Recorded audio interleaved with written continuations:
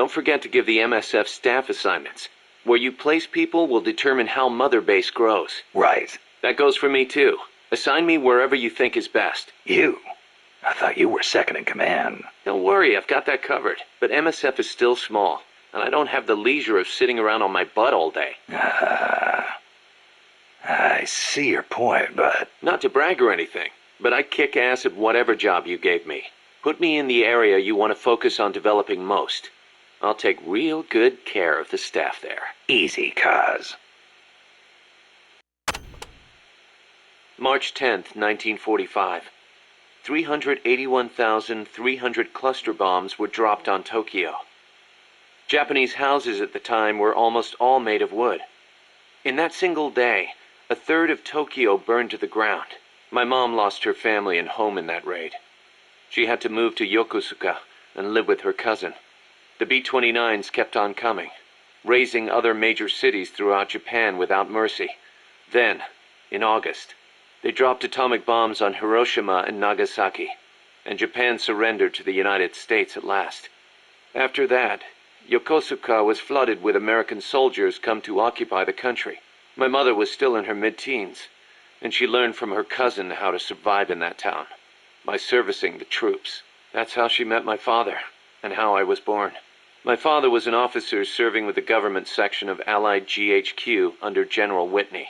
Whitney was known as MacArthur's shadow, and my father rode his coattails to a pretty high rank. While he was in Japan, he treated my mom like a wife.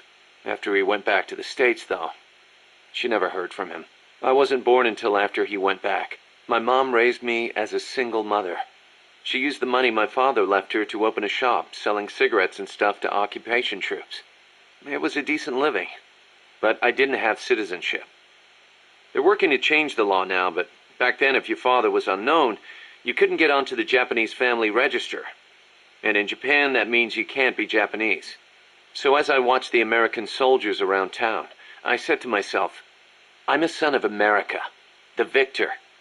My hair and eyes were different from the skinny, downtrodden Japanese around me. I told myself I'd leave this country someday and return to my true homeland. When I was around 10 years old, my mom fell ill, pretty much leaving me to run the shop in her place. One day I found a single picture of my father in the back of a drawer in the shop. I'd show it to the American soldiers who came into the store. A few years went by before one of them told me who he was. I know him, that's Miller. I started asking other guys, do you know where Miller is now? Can anybody tell me where Colonel Miller is now? Turns out he'd left the service and was making a living as an instructor for soldiers in Virginia. It was one of his students who finally told me that. I wrote him a letter in English. I'm your son. I want to go to the United States. Day after day I waited. Then just when I was about to give up, the post office delivered my future to the door. My father sent me some money. I thought my dream was going to come true. I was only thinking of myself. So I went to my bedridden mother and convinced her to let me go. My father arranged for a car to pick me up. It was jet black. When the neighborhood kids who'd always made fun of my hair saw it, their jaws practically hit the ground. I put my mom in a hospital and went on my own to America. When I met my father for the first time, he was living alone in a big house. He told me he'd lost his son, his American son in Vietnam. He showed me a picture of my older brother. I guess that and his divorce left my father feeling lonely, which is probably why he finally took an interest in me. He'd retired from teaching. He was stooped over, could hardly walk, but he gave me two things: the name Miller and money for school. I used it to learn English and then go to college. America was exhausted from years of fighting in Vietnam. They were waging war in a foreign land, while at home, people were screaming for peace. Right after I graduated, I went back to Japan, alone. My father refused to see my mom. It was the first time I'd seen her in years, and she wouldn't even look at me. At first, I thought she was mad at me, but that wasn't it. Disease had taken her mind. A disease she got while she was young and desperate. She didn't even know who I was. I said, Mom, it's me, Kazuhira. As I spoke, the sound of my own voice rang in my ears. Katsuhira, the name my mom gave me. It means peace in Japanese. I was Japanese. At least, I was the son of this tiny Japanese woman. It was then, for the first time, that I understood the reason, the emotion that inspired my mother to give me that name. She'd watched her hometown and family go up in flames. Her body and her mind were ravaged by war.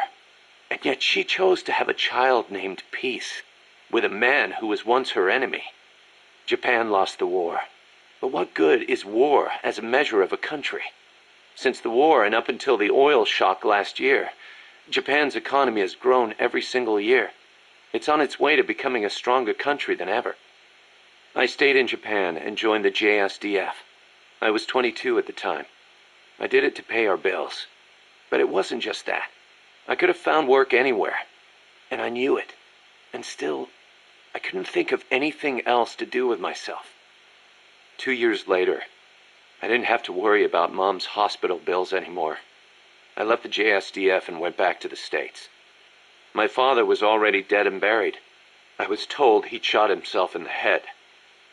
America crushed Japan, but it also crushed my father. My American dream was over. After that, I drifted around and, well, you know the rest. GHQ made women like my mother. It made Japan's peace constitution and the JSDF. And it made me. I was spawned by war, but I don't want to die in one. I won't die for a country, and I won't live like a pauper. I won't have my fate decided by some family register. So as long as I stick with you, boss, I've got a good feeling none of that will happen. Life's funny sometimes, isn't it? What brought that on? We first met as enemies on the battlefield, and now here we are fighting side by side. You mean Colombia? Yeah, after I quit the JSDF.